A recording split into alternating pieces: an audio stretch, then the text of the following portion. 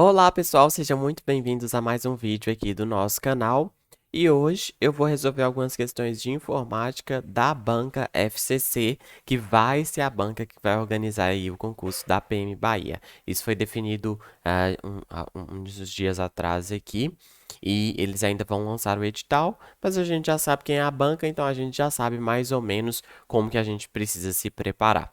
Meu nome é Igor Albert, se você está chegando aqui pela primeira vez, se você ainda não é inscrito no canal, se inscreva e me acompanhe também no Instagram, no @prof.igoralbert. Isso tudo é muito importante para eu continuar fazendo o que eu faço aqui.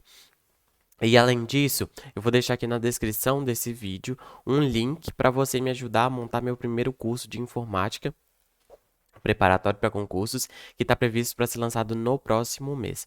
Ele vai ter um foco no agente socioeducativo de Minas Gerais, mas o conteúdo dele vai ser genérico para vários outros concursos. Então, se você estuda ou já estudou informática para concursos, eu vou pedir que você me ajude e, além disso, você também vai concorrer a uma bolsa de estudos, a uma das bolsas de estudos desse curso, beleza? Então, não deixe de preencher aqui no link da descrição. E também vou deixar na descrição aqui um link com uma entrevista que eu dei recentemente para o USCCast, um canal aqui do YouTube, e eu conto um pouco sobre a minha história, sobre a minha formação também. Então, se você quiser assistir, o link vai estar na descrição. Agora sim, sem mais delongas, vamos falar um pouco, antes de começar com as questões, sobre como e o que esperar da prova FCC. A FCC não é uma banca que eu tenha trabalhado muito, né? Os concursos que eu costumo trabalhar são mais IBFC, a OCP, a FGV, então, CESP. Então, essas bancas eu tenho um pouco mais de familiaridade. A FCC é um pouco mais nova para mim. Mas, pelas questões que eu vim resolvendo, até para montar essa aula aqui para vocês, a FCC é uma banca chatinha. É uma banca que não vai cobrar ali só um conteúdo superficial, só um conteúdo mais comum, mas ela também vai se aprofundar aqui nos temas de informática, como as questões também que eu trouxe vão mostrar para vocês. Então, se você vai tentar essa prova da PM Bahia, ou se você vai tentar outras provas organizadas para a FCC, esteja bem preparado. Lembrando, eu não estou falando nada aqui para desanimar você, pelo contrário, estou tentando te ajudar, né? Porque a gente tem que ir para a prova percebendo e entendendo o estilo daquela banca. Então, se você vai tentar a banca da FCC, uma prova organizada pela FCC, né?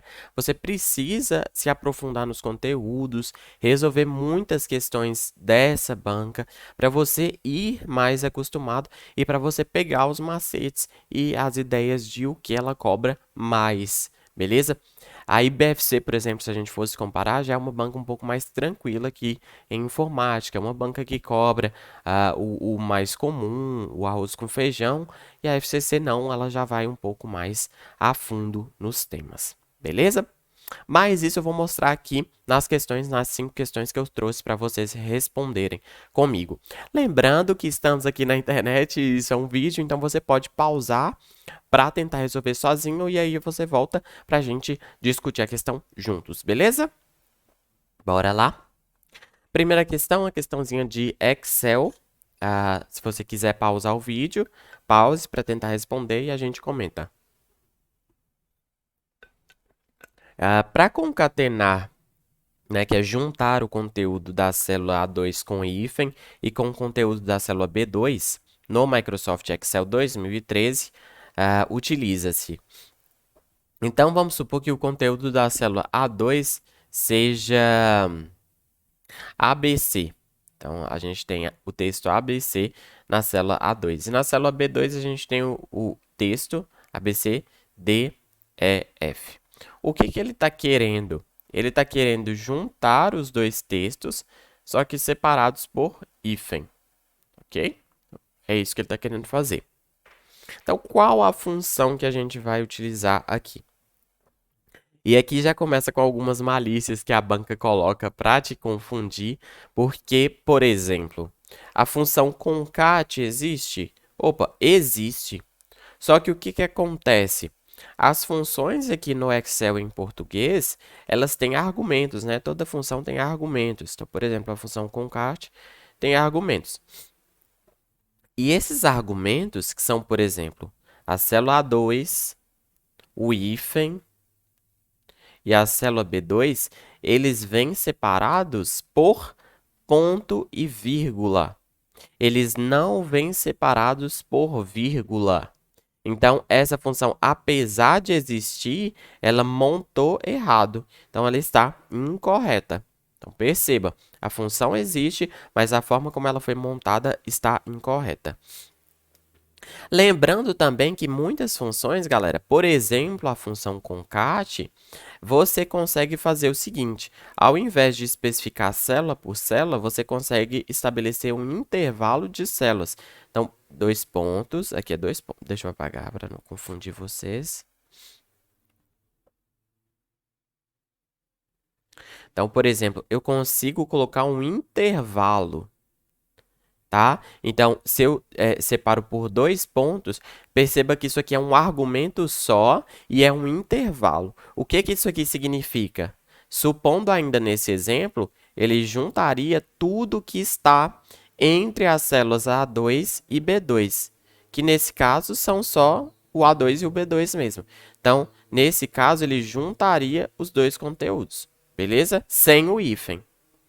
Então, a vírgula não dá para ser usado. O que dá para ser usado é o dois pontos ou o ponto e vírgula. E desse jeito que ele queria, né, ele precisaria ter utilizado o ponto e vírgula. Outra função que a gente tem para fazer esse tipo de comando é a função concatenar. E o funcionamento dela é basicamente o mesmo da função concat. Só que hoje a gente prefere usar a função concat, tá? E aí daria para fazer a concatenar desse jeito aqui e desse jeito aqui também. Só que para essa questão a gente precisaria fazer desse primeiro jeito, colocando o hífen entre a célula A2 e a B2. A função concatena, ela não existe. Ela não existe. Então, isso aqui já está errado. Só que aí ainda tem um terceiro jeito de juntar o conteúdo de células, que é utilizando o e-comercial. O e-comercial é esse símbolo aqui, né? Esse símbolo aqui da questão da alternativa D. Então, na alternativa D, ele de fato junta o A2 com o hífen com o B2. Beleza? Então, a alternativa correta neste caso aqui é a alternativa D. Então, perceba, eles colocaram uma função que existe, que é a função concat, mas aí os argumentos estavam errados. Colocaram uma função parecida com a que existe, que é a função concatenar. Eles colocaram concatena, tá? Para confundir também. E aí eles colocaram a forma correta, nesse caso, que seria utilizando o e-comercial. Então perceba que essa banca ela gosta também de confundir o concurseiro, você que vai tentar a prova. Então, esteja também atento a esse tipo de coisa, beleza? Então, nesse caso aqui, a alternativa correta é a alternativa D de dado. Questão de número 2. Ao tentar abrir um documento recebido, um professor percebeu que apareceu uma mensagem perguntando se queria ativar macro. Como medida de segurança, optou por. Aqui estão as alternativas A e B, se você quiser pausar o vídeo. E aqui estão as alternativas C, D e E. Se você quiser pausar também para analisá-las. Mas vamos aqui juntos. Lembrando que o edital da PM Bahia ainda não está pronto, não está lançado. Então, a gente está estudando alguns temas que podem ou não cair. Então, esse aqui é um tema mais relacionado à segurança, apesar de que também pode ser um tema que apareça com Office. Então, a gente não tem muita certeza, mas Office é certeza que vai ter. Então, é bom a gente ver esse tipo de questão aqui também. Então, eu recebi um documento e apareceu uma mensagem perguntando se eu queria ativar macro. Galera, o que são macros? Só recapitulando aqui, né? Caso você ainda não saiba também, é bom para a gente ver. Macro é um programinha que você faz dentro do Word, do Excel, enfim. Ou mesmo dos pacotes do Office também. E como é que ele funciona, para que ele serve? Vamos supor que você todo dia na sua empresa precise baixar um relatório que vem em Excel. E esse relatório vem muito desformatado, ele vem com algumas colunas vazias, algumas linhas vazias. E você todos os dias precisa apagar essas colunas e essas linhas vazias, ok? Existe o recurso da macro que você consegue desenvolver um script, tá? E esse script, ele é capaz de fazer essas coisas que você faz repetitivamente só apertando um botão. Então, eu escrevo um código, esse código pode, por exemplo, apagar linhas e apagar colunas. E aí, quando eu executo esse código na minha planilha, ele já apaga essas linhas e colunas automaticamente para mim. Ou seja, ao invés de todo dia eu precisar receber essa planilha e apagar tudo na mão, eu vou só receber a planilha e executar a minha macro para fazer o que eu faço automaticamente. Ok? Então, esse é o papel da macro. Só que qual é o problema? As macros, elas são programas. E esses programas podem ser desenvolvidos por pessoas com más intenções. Então, se você recebe da internet de alguém que você não conhece um documento do Office com macros, se você não conhece quem te enviou, não é recomendável que você ative essas macros, porque essas macros podem danificar muito os seus arquivos, seu sistema operacional e seus arquivos de forma geral, né? Então, esse é um ponto importante aqui para a gente ter em mente para resolver essa questão.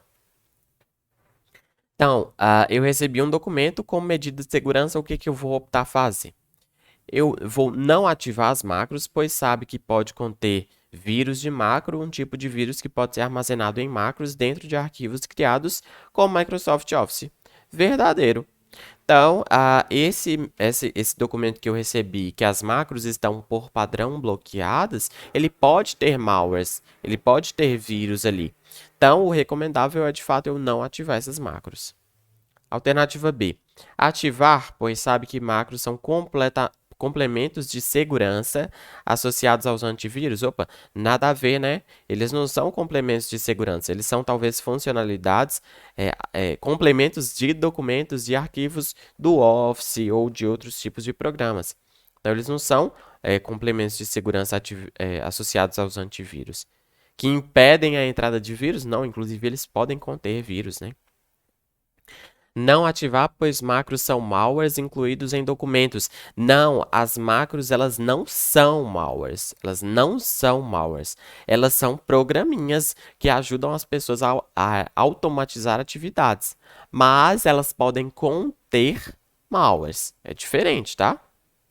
Incluídos em documentos compactados, que quando expandidos infectam o computador. Não, na verdade não é em documentos compactados, é em documentos aí do pacote Office, por exemplo, tá? Então, incorreto também. Ativar, pois macros são complementos inofensivos. Também não. Eles podem, assim, né? Depende. Se for um macro feito por uma pessoa que você confia, enfim, realmente é ok. Mas eles não são completamente inofensivos. Eles podem trazer ameaças para a sua máquina. Não ativar, pois sabe que pode conter um vírus de macro, um tipo de vírus que pode ser armazenado em qualquer tipo de documento.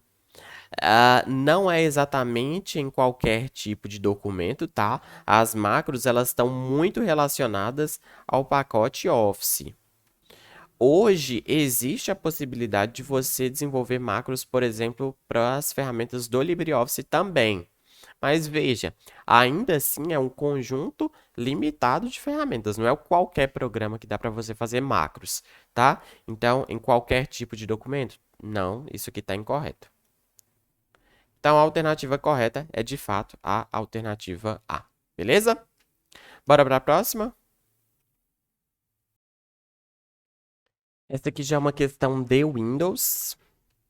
Utilizando um computador com Windows 10 em português, um técnico pretende definir algumas configurações de compartilhamento avançadas por meio do painel de controle. Se você quiser tentar responder, aqui está a primeira afirmativa que você precisa avaliar. Aqui a segunda e a terceira. É só dar uma pausa no vídeo. E aqui as alternativas. Ok? E aí vamos juntos. Considere. E aqui essa questão eu vou chamar a atenção de vocês para o seguinte. É uma questão que vai explorar alguns aspectos muito pontuais aí do Windows. Então, mais uma vez, essa questão de que você precisa conhecer em mais detalhes o conteúdo, porque a FCC não é uma banca de arroz com feijão. ok? Então, voltando lá. Quando um compartilhamento de pasta pública está ativado, somente os membros do grupo doméstico podem acessar arquivos nas pastas públicas. Outras pessoas na rede não podem acessar. E aí, lembrando, galera, nessas provas mais complexas, dessas bancas que cobram um pouco mais, a gente vai cansar de usar as técnicas de resolução de questões. Então, muita atenção, por exemplo, para as palavras somente, nunca, sempre, porque elas são palavras muito fortes e que geralmente indicam que as assertivas estão incorretas. Então, vamos voltar aqui. Somente os membros do grupo doméstico podem acessar? Opa, na verdade não. É todo mundo que tiver vinculado ali àquela rede, beleza? Eu já vou mostrar para vocês também alguns prints para explicar isso melhor. Quando o compartilhamento de mídia está ativado, as pessoas e os dispositivos na rede podem acessar fotos, músicas e vídeos no computador e o computador também pode encontrar mídias na rede. Ok, então quando eu compartilho mídias, eu consigo disponibilizar na rede os meus conteúdos de imagens, vídeos, músicas, enfim, beleza? O Windows usa criptografia de 256 bits para ajudar a proteger conexões de compartilhamento. Alguns dispositivos não dão suporte à criptografia de 256 e devem usar a criptografia de 96. Aí, essa assertiva aqui ela é muito específica e está incorreta, porque não é 256, é 128, tá? E aqui também, isso aqui está incorreto. Mas eu já vou explicar um pouco melhor para vocês isso aqui. Então, o que está correto é só o que está em 2 e a alternativa correta é a alternativa C. Mas aqui alguns prints do Windows para vocês entenderem. Compartilhamento de pasta pública. Quando um compartilhamento de pasta pública está ativado, as pessoas na rede, incluindo membros do grupo doméstico, ou seja, não são somente as pessoas do grupo doméstico, mas também elas. Então, são as pessoas na rede. Beleza? De forma geral, eles vão poder acessar os arquivos nas pastas públicas. Então, por isso que aquela primeira assertiva estava incorreta. Quando o compartilhamento de mídia está ativado, as pessoas e dispositivos na rede podem acessar fotos, músicas e vídeos neste computador, e esse computador também pode encontrar a mídia na rede. Então, a segunda assertiva lá estava correta. Agora, a terceira. Galera, para quem não sabe, pessoal, só explicando rapidamente, criptografia. A criptografia é um método que vai permitir que os nossos dados sejam codificados de uma forma para que eles sejam mais bem protegidos. Então, se alguém consegue, por exemplo, capturar esses dados que estão trafegando na rede, ele vai ter mais dificuldades para compreender e entender o que são aqueles dados. Então, isso é criptografia, é codificar os dados para protegê-los. O Windows usa criptografia de 128 bits, então não é 256, para ajudar a proteger conexões de compartilhamento de arquivos. Alguns dispositivos eles não dão suporte a essa criptografia e devem usar a criptografia de 40 ou 56 bits. E aí, mais uma vez, ele estava incorreto porque ele falou que eles deviam usar a criptografia de 96 bits. Beleza? Mas veja, isso aqui corrobora naquilo que eu falei com vocês, que é a banca FCC aqui em informática, ela é uma banca chatinha, uma banca nojentinha. Então, leva sua malícia para a prova, foco nessas questões de resolução de questões, né? De atenção, por exemplo, nessas palavras somente, nunca, sempre, porque isso vai te ajudar demais a resolver esse tipo de prova, esse tipo de questão. E no mais, resolva muita questão aqui da banca, porque isso também é fundamental. Vamos para a questão de número 4.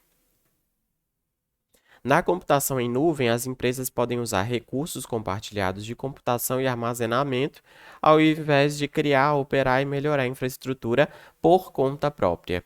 É um modelo que permite os seguintes recursos. A computação em nuvem é um modelo de computação que ganhou força nessas últimas décadas, eu diria na década passada, tá?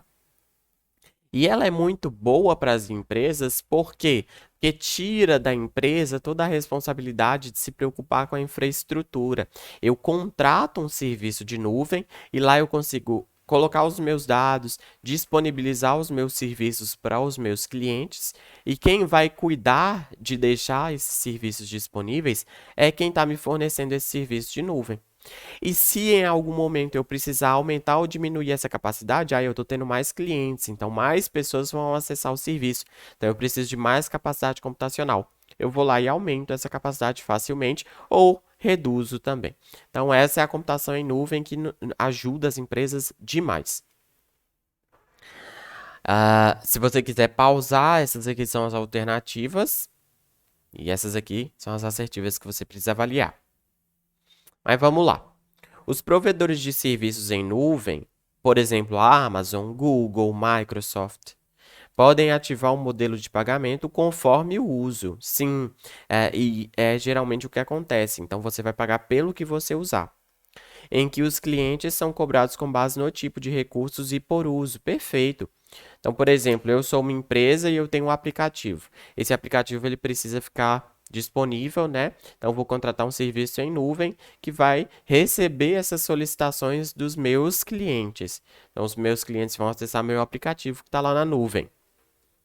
Então, eu vou pagar, eu, empresa, vou pagar por esse aplicativo só o quanto os meus clientes estão usando, tá? Então, essa é a ideia. Os usuários podem provisionar e liberar recursos sob demanda? Sim. O que é provisionar? Basicamente é pegar mais recursos. Então, pense nesse exemplo do aplicativo. Minha empresa está tendo mais clientes e está tendo mais pessoas acessando o aplicativo. Então, eu vou contratar mais recursos. Eu quero mais capacidade computacional para atender os meus clientes. Então, eu vou provisionar mais recursos. Em contrapartida, se eu estiver tendo menos acessos, menos clientes, eu posso diminuir, liberar, né, recursos. Então, perfeito também. O redimensionamento automático para cima ou para baixo é bloqueado por medidas de segurança. Essa operação é de responsabilidade exclusiva da contratada. Errado. Existe possibilidade, alguns serviços oferecem essa possibilidade de esse redimensionamento ser automático, ou seja, se eu tenho mais clientes acessando, o serviço, a nuvem automaticamente vai aumentar a capacidade. Se eu tenho menos, ela vai diminuir a capacidade. E isso pode ser feito tranquilamente também em alguns modelos, em alguns serviços, tá? Então, não é bloqueado por medidas de segurança. Isso aqui nem tem muito noção, né? Os recursos são acessíveis em uma rede com segurança adequada. Sim, perceba que essa afirmação aqui ela é bastante genérica, né? Os recursos são acessíveis em uma rede com segurança adequada. Sim, a nuvem ela só é possível utilizando a internet ou redes de forma geral. Então, essas redes, esses serviços, eles precisam ter segurança adequada. Perceba que ele não especificou muito o que é uma segurança adequada. Então, por estar bem genérica, ela também está correta. E, de fato, os serviços em nuvem se preocupam bastante com essas questões de segurança. Então, a 1, a 2 e a 4 estão corretas e a alternativa correta é a alternativa D de dado. E vamos para a nossa última questão. Um assistente quer navegar no Google Chrome, porém não quer deixar registrado o histórico de navegação, cookies e informações eventualmente informadas em formulários. Para isso, ele deve clicar. Então, se você quiser pausar para ler de novo, pause aqui. Ou pause aqui nas alternativas para tentar responder. Mas só voltando aqui.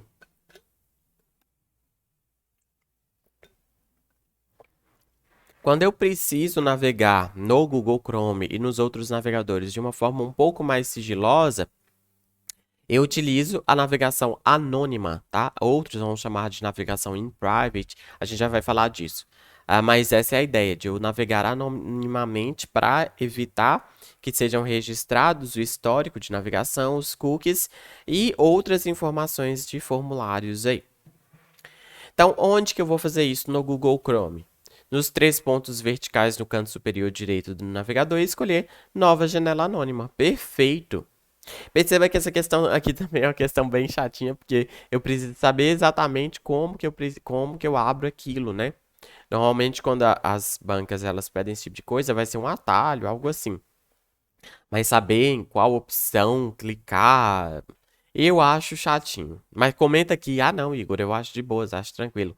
Ou então, não, é chato mesmo. Então deixa nos comentários, vai ser muito bom ler e interagir com vocês. No corpo da página, escolher não exibir código-fonte, nada a ver, né? Esse aqui não tem noção nenhuma.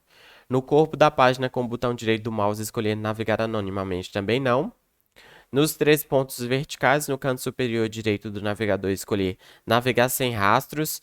Até poderia ser, mas não é, é nova janela anônima.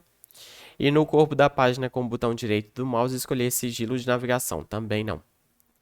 Talvez se você lembrasse que essa navegação é navegação anônima, você já marcaria a A, né?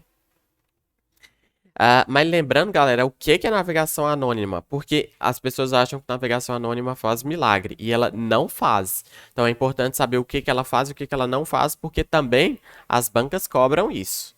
Então, o histórico de navegação, cookies e informações do formulário não ficam realmente salvos. O que é informação de formulário? Quando você preenche, por exemplo, algum formulário para comprar alguma coisa ou para se cadastrar em algum site, aquelas informações ali de endereço, telefone, CPF, enfim, podem ficar salvas. Se você estiver na navegação anônima, ela não vai ser salva.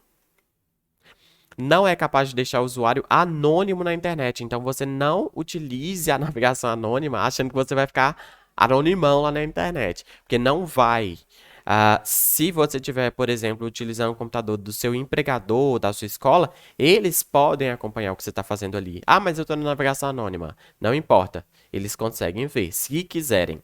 Seu provedor de internet também. Não protege contra programas espiões. Então, se na sua máquina tem algum malware, o spyware, né, keylogger, que conseguem capturar o que você está fazendo ali, a navegação anônima também não vai te proteger. E os arquivos baixados e os favoritos salvos vão continuar no seu computador. O que não vai ser salvo é a lista do que você baixou, né? A lista ela não fica salva, mas se você não apagar o arquivo lá no seu computador, ele vai continuar salvo, mesmo que você tenha baixado por uma navegação anônima, ok? E a navegação anônima ela tem nomes diferentes nos navegadores. Por exemplo, no Edge vai chamar de navegação in private. No Chrome, navegação anônima. Os dois têm o mesmo atalho, Ctrl Shift N. E no Explorer, no Explorer vai ser o mesmo nome aqui do Edge, né? Até porque eles são praticamente a mesma coisa. Claro, o Edge é uma evolução, mas são ambos da Microsoft. E o atalho aqui no Internet Explorer é Ctrl Shift P. E por fim, no Firefox, a navegação vai chamar navegação privativa e o atalho também é Ctrl Shift P. Beleza? Galera, essas foram as questões que eu trouxe para vocês aqui hoje. Foram 5 questõezinhas, até para vocês se familiarizarem com a banca FCC, tá? Que vai ser a banca organizadora aí do concurso da PM Bahia. Então me conta aqui, Igor, eu vou tentar a prova. Eu tô estudando aí, quero passar. Então me conta aqui. Me conta também se você gostou da aula, se ajudou, se não ajudou, se as dicas foram úteis, se não. E é isso. Tô lá no Instagram, não deixem de me seguir no @prof.igoralbert. Não deixem de se inscrever nesse canal, sobretudo se você gostou dessa aula. Curte, compartilha com aquele seu amigo que também vai tentar e vamos que vamos, né? Muito obrigado pela atenção de vocês, muito obrigado por estarem aqui comigo mais uma vez e até breve. Falou!